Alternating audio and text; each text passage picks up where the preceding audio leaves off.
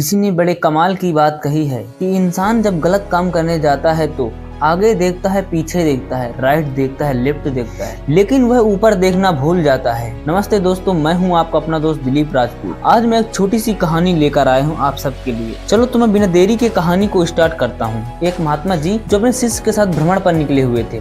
वह एक गाँव से दूसरे गाँव जाते, एक शहर से दूसरे शहर जाते, यही उनका रूटीन था। भ्रमण पर निकले हुए थे, जहाँ रुक जाते थे शाम में वह प्रवचन करते थे, उससे ज्यादा बात नहीं करते थे। उन्हें शांत रहना पसंद था। उनका जो शिष्य था उसको दुनियादारी की बातों में बड़ा इंटरेस्ट रहता था। वो दूसरों की जिंदगी में ताका झांकी करने में यकीन रखता था। उस लोगों से ज्यादा बात करना उसे पसंद था।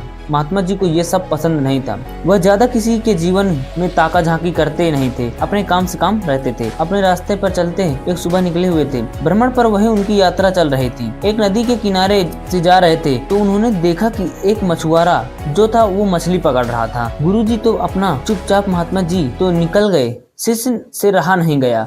वो गया दौड़कर के मछुआरे के पास और उसको जाकर के अहिंसा का उपदेश देना शुरू किया कि तुम्हें हिंसा नहीं करनी चाहिए, गलत काम कर रहे हो, यह वो है। बहुत उसे समझाया। मछुआरे ने शुरू में रिएक्ट नहीं किया था, ज्यादा बोला नहीं, लेकिन जब वह शिष्य बोले ही जा रहा था, ज्ञान पर ज्ञान दिए जा रहा था, तो मछुआरा जो था वह शुरू हो गया। दोनों के बीच में बहस होना शुरू हो गई। मछुआरे ने कहा, मेरा काम है, मुझे अपना काम करने दो, तुम क्यों बीच में उलझ रहे हो। धीरे धीरे बहस बढ़ती गई और झगड़ा शुरू हो गया। ने पीछे की पलट कर देखा तो उनके शिष्य की आदत मालूम थी। दौड़ करके आए, शिष्य का हाथ पकड़ा और उसे खींचकर वहां से ले गए। उसको समझाने लगे, तुम उलझते हो लोगों से। शिष्य ने कहा, देखा नहीं आपने, गुरुजी गलत काम कर रहा है, मैं उसको शिक्षा दे रहा हूँ। हिंसा नहीं करनी चाहिए, अहिंसा का रास्ता अपनाओ।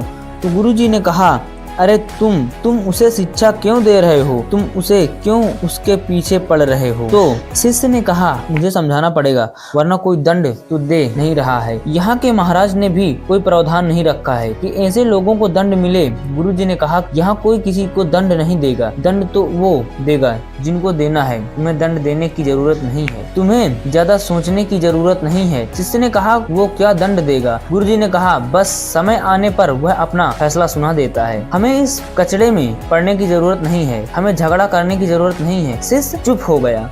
गुरुजी ने समझाई थी, बात ज्यादा बोला नहीं। इस बात को 2 साल बीत गए। कमाल हुआ कि उसी रास्ते में वापस जा रहे थे। वही सुबह का समय था। नदी के किनारे दृश्य बदला हुआ था। अब वो शिष्य देखता है कि वहाँ एक सांप जो है अपनी जान बचाने के लिए तड़प रहा है। शिष्य ने देखा कि वहाँ एक सांप जो अपनी जान बचाने के लिए तड़प रहा है और चींटियां उसे नोच करके खा रही हैं। शिष्य से यह सब देखा न गया और वह दौड़ कर गया सांप को बचाने के लिए।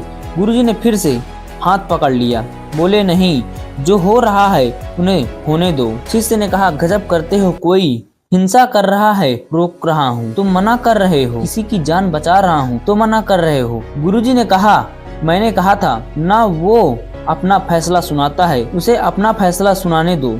तुम्हें याद है आज से 2 साल पहले यहीं से तो निकले थे। यहाँ जो सांप है मछुआरा था, मछलियाँ पकड़ रहा था, वो मछलियाँ चींटियाँ बन चुकी हैं। मछुआरा मरने के बाद अगले जन्म में सांप बन चुका है, अपनी करनी का फल भोग रहा है। तुम उसे मत रोको, और अगर रोकोगे तो उससे फिर से जन्म लेना पड़ेगा। यह कर्मों का फल भोगने के लिए, ये कर्मों का फल भोगने के लिए ऊपर वाले का न्याय है। बहुत छोटी सी कहानी, इसका सार ये कहता है कि अच्छा कर्म करोगे, अच्छा होता चला जाएगा, बुरा कर्म करोगे, बुरा होता चला जाएगा। याद रखिए, आगे पीछे दाएं बाएं देखने की बात नहीं है, ऊपर वाले को भी देखने की बात है, क्योंकि वो सब कुछ देख रहा है और जब उसका फैसला आता है तो फिर कोई कुछ कर नहीं पाता। एक बार फिर से वही बात जो आपसे अक्सर कहता हूँ कि अगर आपने हमारे चैनल को सब्सक्राइब नहीं किया तो फिर से सब्सक्राइब कर लें दोस्तों, क्योंकि बहुत मेहनत लगती है इस तरह की वीडियो बनाने में। तो मैं आशा करता हूँ आपको मेरी बात अच्छे से समझ आ गई हो गई। तो फिर से मिलते हैं एक और नए मैसेज के साथ, तब तक के लिए आप अपना ख्याल रखें। वीडियो देखने के लिए धन्यवाद।